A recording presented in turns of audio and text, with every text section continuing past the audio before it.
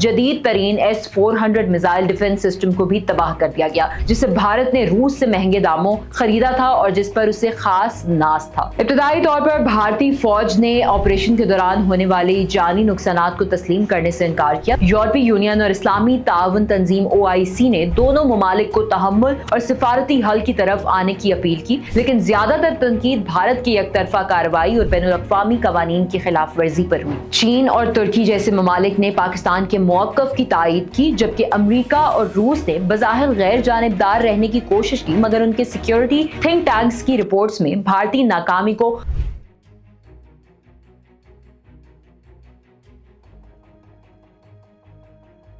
7 مئی 2025 کو بھارت نے ایک جارحانہ جنگی مہم کا آغاز کیا جسے آپریشن سندور کا نام دیا گیا۔ اس کارروائی کا دعویٰ یہ تھا کہ یہ 22 اپریل کو پہلگام مقبوضہ کشمیر میں ہونے والے ایک دہشت گرد حملے کے جواب میں کی جا رہی ہے جس میں 26 افراد مارے گئے تھے، لیکن زمینی حقائق کچھ اور ہی کہانی سناتے ہیں۔ بھارت نے جس علاقے کو نشانہ بنایا وہ پاکستان اور آزاد جموں کشمیر کا علاقہ تھا، جو نہ صرف پاکستان کا آئینی حصہ ہے بلکہ عالمی سطح پر بھارت کی جانب سے غیر قانونی طور پر مقبوضہ جموں کشمیر سے مختلف حیثیت رکھتا ہے۔ بھارت کی یہ کارروائی بین الاقوامی قوانین کی خلاف ورزی، خود ساختہ بیانیے اور داخلی سیاسی دباؤ کا نتیجہ تھی، لیکن جیسے جیسے دن گزرتے گئے یہ مہم ایک بڑی عسکری اور سیاسی ناکامی کے طور پر سامنے آئی، جس نے نہ صرف بھارتی فوج کے اندرونی نقائص اور خامیوں کو عیاں کر دیا بلکہ بھارتی حکمران طبقے کے پروپیگنڈے کو بھی بے نقاب کر دیا۔ آپریشن سندور کے دوران بھارت نے یہ دعویٰ کیا کہ اس نے پاکستانی علاقوں میں دہشت گردی کے مبینہ مراکز کو نشانہ بنایا۔ بھارتی وزارت دفاع اور میڈیا نے اسے ایک سرجیکل سٹرائک قرار دے کر قوم پرستی کی فضا بنائی، لیکن جلد ہی زمینی حقائق ان دعووں کو جھٹلاتے چلے گئے۔ بین الاقوامی رپورٹس اور آزاد ذرائع سے معلوم ہوا کہ نہ صرف بھارتی میزائلوں نے کوئی بڑا ہدف حاصل نہیں کیا بلکہ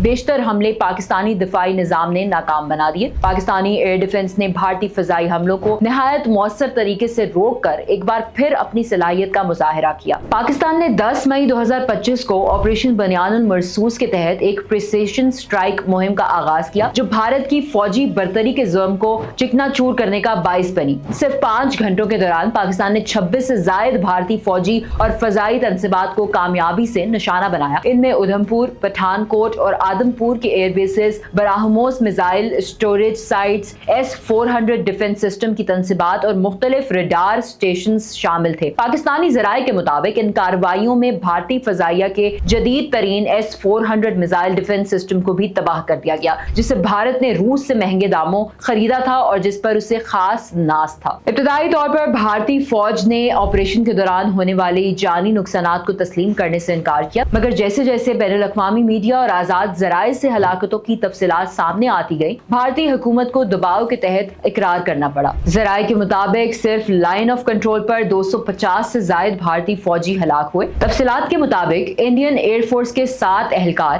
10ویں انفینٹری بریگیڈ کے 5 فوجی، 93 بریگیڈ ہیڈ کوارٹر کے 9 افسران، رافیل طیاروں کے 4 پائلٹس، آدم پور ایئر بیس پر S-400 آپریٹرز کے 5 اہلکار، ادھمپور ایئر ڈیفنس یونٹ کے 9 اہلکار، راجوڑی میں 2 اور اڑی میں 4 سپاہی۔ یہ ہلاکتیں نہ صرف فوجی لحاظ سے ایک بڑا نقصان تھی بلکہ بھارتی قوم کے لیے ایک ذہنی دھچکا بھی تھا، کیونکہ حکومت ایک کامیاب آپریشن کا ڈھنڈورا پیٹتی رہی جبکہ زمینی حقائق اس کے برعکس تھے۔ بھارتی میڈیا اور سیاسی حلقوں میں اب ایک نیا کھیل شروع ہو چکا ہے، الزام تراشی کا۔ فوجی حلقے ناکامی کا الزام وزارت دفاع اور وزیر اعظم کے دفتر پر ڈال رہے ہیں کہ انہیں ناکافی انٹیلیجنس، کمزور لاجسٹک سپورٹ اور فیصلوں میں تاخیر کا سامنا تھا۔ دوسری جانب نریندر مودی کی حکومت نے اپنی حزمیت کو فتح قرار دے کر ہندوتوا بیانیے کو سہارا دینے کی کوشش کی۔ یہ تضادات اس بات کی طرف اشارہ کرتے ہیں کہ بھارت کا عسکری اور سیاسی نظام محض دکھاوا ہے۔ کرپشن، ناقص پلاننگ اور زمینی حقیقت سے بے خبری بھارتی اداروں کو فیصلہ سازی سے مفلوج کیے ہوئے ہے۔ بھارتی میڈیا نے ہمیشہ کی طرح اس بار بھی حب الوطنی کے لبادے میں جھوٹ اور پروپیگنڈے کا سہارا لیا۔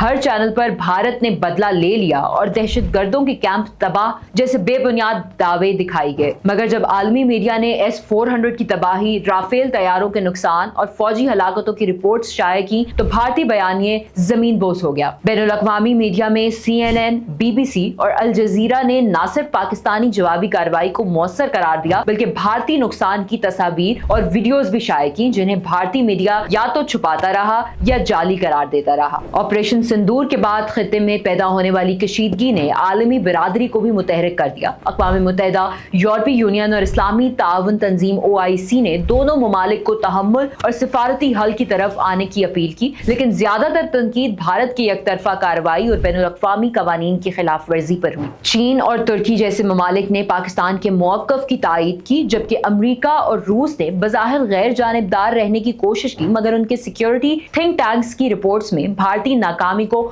واضح طور پر تسلیم کیا گیا۔ یہ بات یاد رکھنا اہم ہے کہ بھارت جس کشمیر پر حملہ آور ہوا وہ آزاد جموں کشمیر ہے، جو پاکستان کا آئینی حصہ ہے اور عوام کی خواہش کے مطابق ریاست پاکستان میں شامل ہے۔ اس کے برعکس مقبوضہ جموں کشمیر پر بھارت نے 1947 سے قبضہ کر رکھا ہے، جسے اقوام متحدہ نے بھی متنازع علاقہ تسلیم کیا ہے۔ بھارتی میڈیا اور سرکار کی طرف سے POK یعنی پاکستان آکوپائیڈ کشمیر کہنا حقیقت سے انحراف اور جھوٹ پر مبنی ہے۔ در حقیقت مقبوضہ جموں و کشمیر بھارت کے قبضے میں ہے اور وہاں کی عوام آج بھی آزادی اور خودارادیت کے لیے قربانیاں دے رہے ہیں۔ آپریشن سندور بھارت کے لیے محض ایک عسکری ناکامی نہیں تھی بلکہ یہ اس کے سیاسی، فوجی اور سفارتی نظام کے دیوالیہ پن کا ثبوت بن کر ابھرا۔ پاکستانی افواج نے جس مہارت اور سرحد سے بھارت کی جارحیت کا جواب دیا وہ نہ صرف قابل فخر ہے بلکہ ایک طاقتور پیغام بھی ہے کہ پاکستان اپنی خود مختاری اور علاقائی سالمیت پر کسی قسم کا سمجھوتا نہیں کرے گا۔ بھارت کی اندرونی بے چینی، سیاسی انتشار اور میڈیا کا جھوٹا بیانیہ اب دنیا سے چھپائے نہیں چھپتا۔ ہندوتوا کے خواب دکھانے والے آج اپنے ہی خوابوں کے ملبے تلے